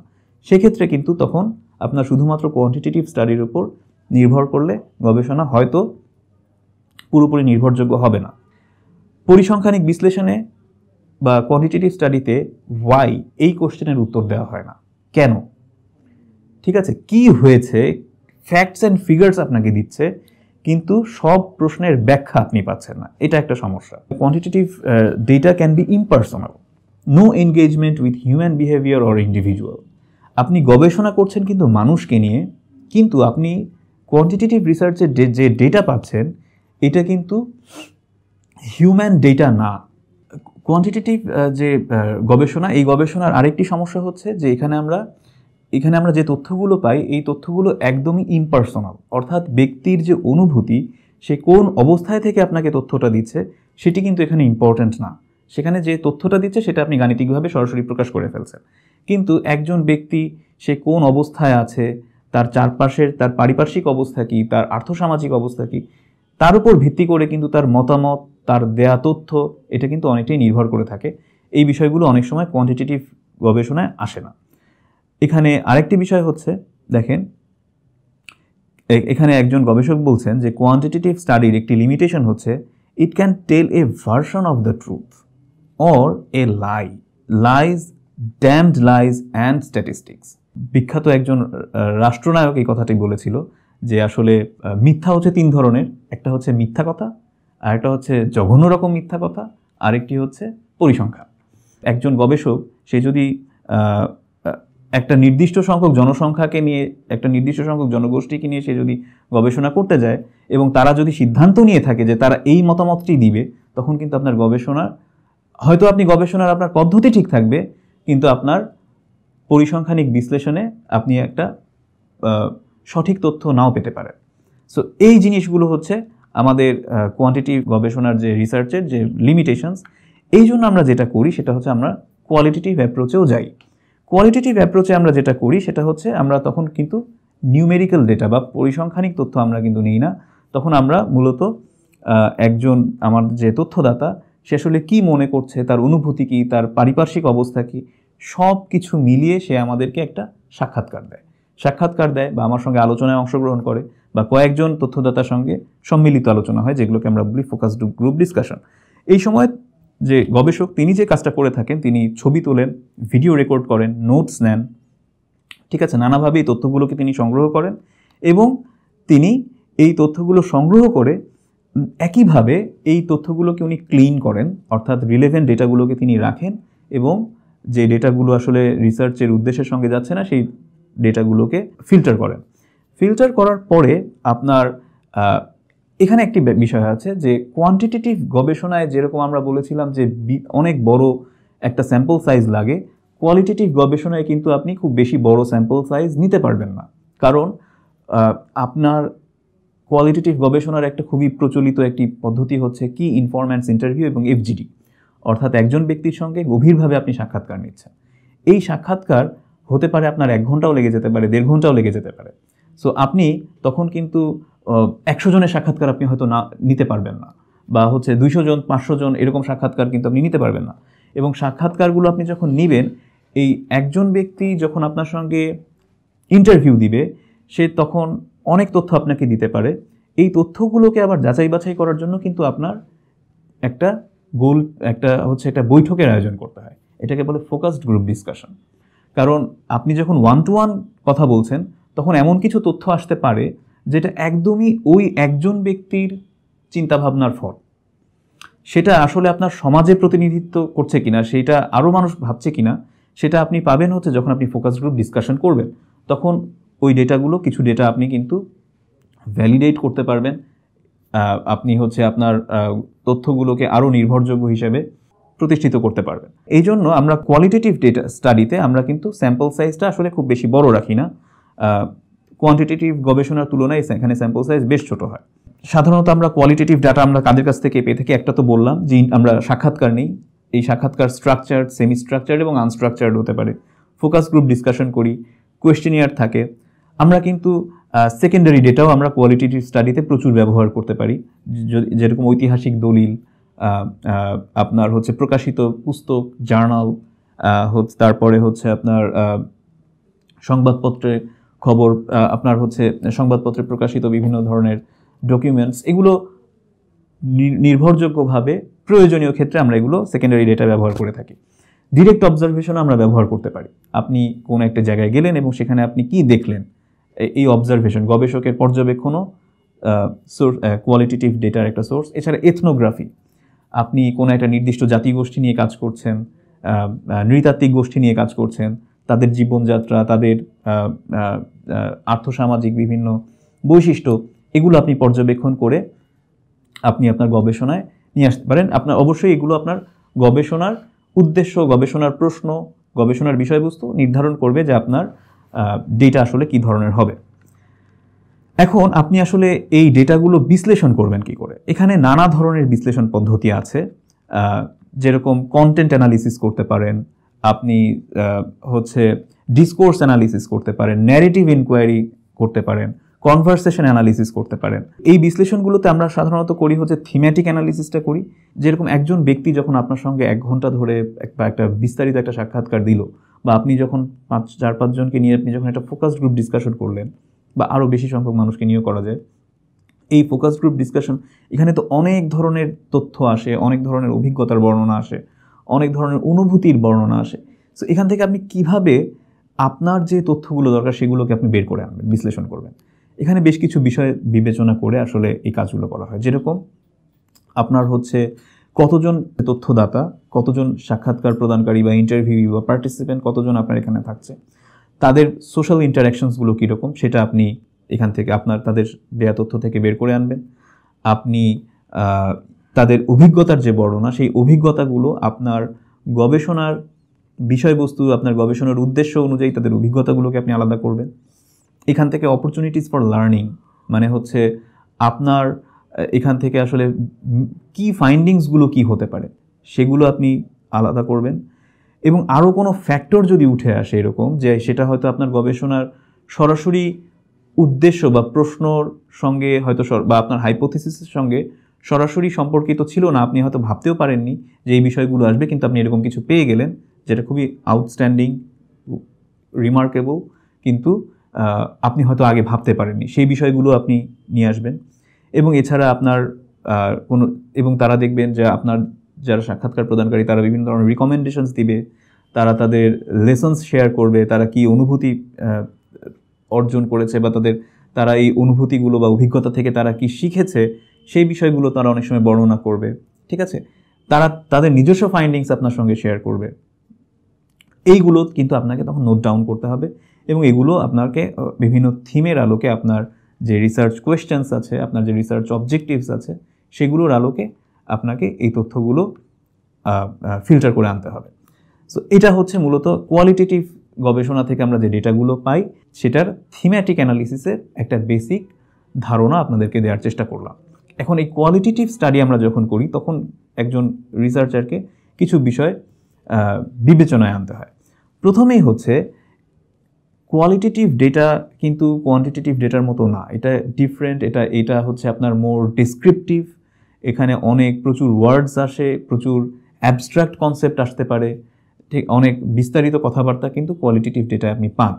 এখন এই ডেটাগুলোকে কিন্তু আপনাকে যেটা করতে হয় সেটা হচ্ছে কোডিং করতে হয়।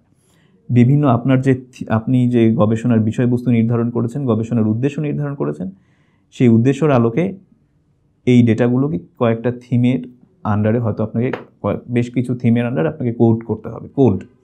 ঠিক আছে, ফর এক্সাম্পল আপনি যদি আমরা যে গবেষণাটার কথা বলছিলাম এরকম যদি হয় যে প্রতিবন্ধী শিক্ষার্থীরা কি কি বাধা বিপত্তির সম্মুখীন হয়, এটা নিয়ে আপনি গবেষণা করছেন উচ্চশিক্ষা গ্রহণের ক্ষেত্রে, তাহলে আপনার একটা থিম, বাধার উৎসর একটা থিম, আপনার হতে পারে আর্থসামাজিক প্রেক্ষাপট একটা থিম, আইনি বাধা একটা থিম হতে পারে, ঠিক আছে, সমাজের প্রচলিত প্রথা একটা থিম হতে পারে। সো এইরকম থিমের আলোকে কিন্তু আপনার দেখা যাবে আপনি অনেক এরকম অভিজ্ঞতা একজন সাক্ষাৎকার যে দিচ্ছে আপনাকে তার কাছ থেকে আপনি পাচ্ছেন। এই তথ্যগুলোকে কিন্তু আপনার এই থিমের আলোকে যে আপনি ভাগ করলেন এগুলোকে কিন্তু আপনার কোডিং করতে হয়। ঠিক আছে, এই কোডিংটা আপনি কারেক্টলি করছেন কিনা, থিমগুলো আপনি কি যথাযথভাবে নির্বাচন করলেন, নাকি আপনি মনে করছেন যে আসলে সমাজে কুসংস্কারের কারণেই তারা বঞ্চিত হচ্ছে, সেই জন্য আপনি কুসংস্কারকে একটা থিম আপনি দাঁড় করায় ফেললেন। আসলে হয়তো কুসংস্কার থিম হিসেবে নাও থাকতে পারত, আমি জাস্ট উদাহরণ দেওয়ার জন্য এটি বললাম। বা হচ্ছে আপনি অনেক সময় এটা রিসার্চার্স বায়াসনেস কিন্তু একটা থেকে যায়, কোয়ালিটেটিভ ডেটাতে কিন্তু এটা বেশি থাকার সুযোগ থাকে। ঠিক আছে, অর্থাৎ আপনাকে এই কোডিংটা এবং থিমেটিক অ্যানালিসিস অবশ্যই অবজেক্টিভলি করতে হবে, সঠিকভাবে এবং অবজেক্টিভলি করতে হবে, এখানে যেন কোনোভাবে বায়াসনেস না আসে, এই বিষয়টা এখানে নিশ্চিত করা খুবই জরুরি। 2 নম্বর বিষয় হচ্ছে যে আপনি সাক্ষাৎকার গ্রহণকারীদের কাছ থেকে যখন আপনি তথ্য নিচ্ছেন সেটা কি আপনি রিয়েলিস্টিক ওয়েতে নিচ্ছেন কিনা। আপনি একজন সাক্ষাৎকার যে আপনাকে সাক্ষাৎকার দিতে চাচ্ছে একজন প্রতিবন্ধী শিক্ষার্থী হতে পারে, একজন সুবিধাবঞ্চিত শিক্ষার্থী হতে পারে, তাকে আপনি এমন একটি পরিবেশে নিয়ে আসলেন যে পরিবেশে সে আসলে স্বাচ্ছন্দ্য বোধ করছে না, অথবা আপনি তাকে বিভিন্ন রকম উপঢৌকন দিলেন, গিফট দিলেন, এমন একটি কৃত্রিম পরিবেশ ক্রিয়েট করলেন যে সেই শিক্ষার্থী আপনি যা জানতে চাচ্ছেন শুধুমাত্র তাই সে বলছে, তাহলে কিন্তু আপনার গবেষণার উদ্দেশ্য ব্যাহত হলো। সুতরাং আপনাকে আসলে এই কোয়ালিটেটিভ গবেষণার ক্ষেত্রে আপনি যখন সাক্ষাৎকার গ্রহণ করবেন, এফজিডি করবেন, যতটা সম্ভব তারা যে পরিবেশে থাকে, তারা যে প্রাকৃতিক পরিবেশে থাকে, সেই পরিবেশে তারা যেন সম্পূর্ণ নিঃসংকোচে নির্ভয়ে আপনার সঙ্গে কথা বলতে পারে, এই বিষয়টা কিন্তু আপনাকে নিশ্চিত করতে হয়। এবং আপনি যখন গবেষণা প্রতিবেদন লিখবেন তখন আপনি কোন পরিবেশে, কোন প্রেক্ষাপটে দাঁড়িয়ে থেকে তার সঙ্গে কথা বলেছেন, বা কোন প্রেক্ষাপটে অবস্থান করে আপনার সাক্ষাৎকার প্রদানকারীদের আপনি সাক্ষাৎকার নিয়েছেন, সেই বিষয়টাও কিন্তু আপনাকে ডিটেইল লিখতে হবে। ঠিক আছে? তা না হলে যিনি গবেষণা ইভ্যালুয়েট করবেন তাকে অবশ্যই বুঝতে হবে যে আপনার কনটেক্সটটা কী ছিল আপনি যখন তথ্যগুলো সংগ্রহ করেছেন, কারণ সেই কনটেক্সটের কারণে কিন্তু আপনার তথ্য পরিবর্তন হতে পারে। যে একজন গবেষকের সবসময় এটা মাথায় রাখতে হবে সাক্ষাৎকার গ্রহণ করার সময়, have I managed to see the world through the eyes of my পার্টিসিপ্যান্টস।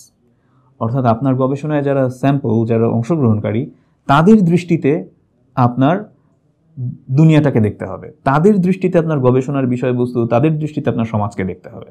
কারণ যেহেতু তাদের আপনি বর্ণনা নিচ্ছেন, তাদের অনুভূতি নিচ্ছেন, তাদের অভিজ্ঞতা আপনি জানছেন, সেটা নিয়ে আপনি তখনই কাজ করতে পারবেন যখন আপনি তাদের দৃষ্টিতে আপনি সমাজটাকে দেখবেন। এবং কোয়ালিটেটিভ রিসার্চারদের আরেকটি বিষয় বিবেচনায় আনতে হয়, সেটা হচ্ছে আপনার গবেষণার পদ্ধতি যথেষ্ট পরিমাণ ফ্লেক্সিবল হতে হবে। কারণ এমনও হতে পারে আপনি গবেষণার প্রয়োজনে আপনি একটি বস্তি এলাকা থেকে আপনি তথ্য সংগ্রহ করছেন, আপনাকে উপকূলীয় অঞ্চলে তথ্য সংগ্রহ করতে হচ্ছে, এবং তাদের সঙ্গে আপনার মিশে যেতে হবে। তাদের বাস্তবতায় যদি আপনি মিশে না যেতে পারেন তাহলে তারা আপনাকে তথ্য দিবে না, তারা মন খুলে আপনার সঙ্গে কথা বলবে না, এবং তারা যদি আপনার সঙ্গে মন খুলে কথা না বলে তাহলে কিন্তু আপনার উদ্দেশ্য ব্যাহত হবে, আপনি কিন্তু গবেষণাটা যথাযথ হবে না। সেই জন্য আপনি যে এলাকাতেই যান না কেন, সেটা যত সুবিধা বঞ্চিত হোক বা যত সেটা যে ধরনের ভৌগোলিক পরিবেশ সম্পন্ন হোক না কেন, আপনাকে বা যে আপনার সামাজিক প্রেক্ষাপটে আপনি যান না কেন, সেখানে আপনাকে সম্পূর্ণ মিশে যেতে হবে। সো এই বিষয়গুলো একজন কোয়ালিটেটিভ রিসার্চারকে সবসময় বিবেচনায় এনে গবেষণাটি করতে হয়। কোয়ালিটেটিভ গবেষণারও কিছু সীমাবদ্ধতা আছে, যেরকম এটা হতে পারে খুবই সাবজেক্টিভ, অর্থাৎ যে একজন ব্যক্তি যে প্রেক্ষাপটে বসে কথা বলল তার বক্তব্যগুলো শুধুমাত্র সেই প্রেক্ষাপটের জন্যই প্রযোজ্য। এটি কোয়ালিটেটিভ গবেষণার কিন্তু একটি সীমাবদ্ধতা। কোয়ালিটেটিভ গবেষণায় আপনার হচ্ছে সবসময়, যেহেতু যদি এটা শুধুমাত্র সেই প্রেক্ষাপটের জন্য প্রযোজ্য হয় তাহলে আপনি কিন্তু এটা জেনারেলাইজ করতে পারছেন না। কোয়ালিটেটিভ গবেষণায় জেনারেলাইজেশন করাটা একটু কঠিন, কারণ এখানে নমুনা বা সাক্ষাৎকার প্রদানকারীর সংখ্যা কম হয়। কোয়ান্টিটেটিভ গবেষণা, কোয়ান্টিটেটিভ রিসার্চ যেভাবে আপনাকে ম্যাথমেটিক্যাল ফিগার দিয়ে একটা ডেটা দিয়ে দিতে পারে, কোয়ালিটেটিভ ডেটা কিন্তু সেরকম আপনার হয় না। কোয়ালিটেটিভ গবেষণায় আপনি যে ফলাফল পাবেন সেটা আসলে কিছুটা সাবজেক্টিভ, কিছুটা কোনো ক্ষেত্রে কিছুটা আপনার কাছে অস্পষ্টও মনে হতে পারে। কারণ কোয়ান্টিটেটিভ গবেষণায় যেরকম আপনি ম্যাথমেটিক্যালি ইয়েস নো পেয়ে যাচ্ছেন, সেটা কিন্তু কোয়ালিটেটিভ গবেষণায় আপনি সবসময় পাবেন না। আর একটা বিষয় থাকে, সেটি হচ্ছে যে কোয়ালিটেটিভ রিসার্চ অনেক সময় এটা সবসময় রিপিট করা যায় না আসলে। এখানে যেটা বলছে যে it can not always be repeated, কারণ কোয়ালিটেটিভ গবেষণায় আপনি যে ধরনের তথ্যগুলো আপনি পাচ্ছেন, যে ধরনের যেহেতু এটা একটা ডেসক্রিপটিভ ন্যারেটিভ আপনি পাচ্ছেন আসলে বিভিন্ন সাক্ষাৎকার গ্রহণকারীদের কাছ থেকে, এই ন্যারেটিভগুলো আপনি যখন পেয়ে যাচ্ছেন, সো একই ন্যারেটিভ বারবার আপনার আরেকজনের গবেষণায় সেম ন্যারেটিভ। সো কোয়ালিটেটিভ গবেষণা আসলে রিপিটেশনটা করা যায় না। কোয়ান্টিটেটিভ গবেষণায় আপনি হয়তো একই ধরনের গবেষণা আপনি বিভিন্ন সময় আপনি করতে পারেন, কিন্তু কোয়ালিটেটিভ গবেষণার ক্ষেত্রে এই বিষয়টা গবেষকের মাথায় আনতে হয় যে সেম রিসার্চ টপিক আপনি এটা যতটা রিপিটেশন অ্যাভয়েড করা যায় তত ভালো, কারণ আপনি হয়তো সিমিলার টাইপ অফ ন্যারেটিভ আপনি পাবেন সাক্ষাৎকার গ্রহণকারীদের কাছ থেকে। সো এই হচ্ছে মোটা দাগে কোয়ালিটেটিভ গবেষণার সীমাবদ্ধতা। সো আমরা এতক্ষণ যা দেখলাম সেটা হচ্ছে মূলত আমাদের গবেষণার একটা খুবই সংক্ষিপ্ত এবং খুবই সুপারফিশিয়াল কিছু ধারণাই আমি আপনাদেরকে দেওয়ার চেষ্টা করেছি। গবেষণা কি, গবেষণার কিভাবে করতে হয়, গবেষণার আন্ডারলাইং ফিলোসফি কী হওয়া উচিত, কিভাবে আপনি গবেষণার মূল ধাপগুলো কি, এবং হচ্ছে দুই ধরনের গবেষণার ক্ষেত্রে ভেরিয়েবলসগুলো নিয়ে আমরা কিভাবে কাজ করি, গবেষণার মেথোডোলজি নিয়ে আমরা আলোচনা করেছি। দুই ধরনের মূলত গবেষণা, একটা হচ্ছে কোয়ান্টিটেটিভ এবং কোয়ালিটেটিভ। এই গবেষণাগুলো আমরা কিভাবে করি, স্যাম্পলিংগুলো কিভাবে করি, তথ্য বিশ্লেষণ দুই ধরনের গবেষণায় কিভাবে করা যায় তার সম্পর্কে আমরা খুবই প্রারম্ভিক আলোচনা করেছি। মূলত এই টপিকসগুলোর সঙ্গে আপনারা যারা হয়তো এইগুলো নিয়ে কাজ করার সুযোগ হয়নি তাদেরকে আমি জাস্ট পরিচয় করিয়ে দেওয়ার চেষ্টা করেছি, কিন্তু এগুলো নিয়ে আরও অনেক পড়াশোনার বিষয় আছে। আপনারা যে বিষয় পড়ে থাকেন না কেন সেই বিষয় নিয়ে কিন্তু আপনাদের গবেষণা করাটা খুবই জরুরি। এবং গবেষণা করতে গেলে আপনারা আজকে যে বিষয়গুলো আপনারা জানলেন এইগুলো নিয়ে যদি আপনারা একটু ফার্দার স্টাডি করেন, আপনারা আপনাদের বিষয় নিয়ে নানা রকম ইন্টারেস্টিং এবং মৌলিক গবেষণাও আপনারা করতে পারবেন। বাংলাদেশে আমাদের উচ্চশিক্ষা এখন গবেষণার যে পরিস্থিতি সেটা আসলে খুব একটা বেশি সন্তোষজনক না। গবেষণা আরও প্রচুর হওয়া উচিত এবং আমি মনে করি যে সিজেডএম যে পদক্ষেপটি নিয়েছে আপনাদের সক্ষমতা বৃদ্ধির লক্ষ্যে, যে গবেষণায় আপনাদের একটা হাতেখড়ি করানো, যে গবেষণার মূল কিছু ধারণা আপনাদেরকে দেওয়া, এটি আপনাদেরকে আরও গবেষণা সম্পর্কে আরও জানতে এবং আপনাদের স্ব ক্ষেত্রে গবেষণা করতে আপনাদেরকে উৎসাহিত করবে। আমি এই আশা রেখে আজকে আমার সংক্ষিপ্ত আলোচনা শেষ করছি। ধন্যবাদ।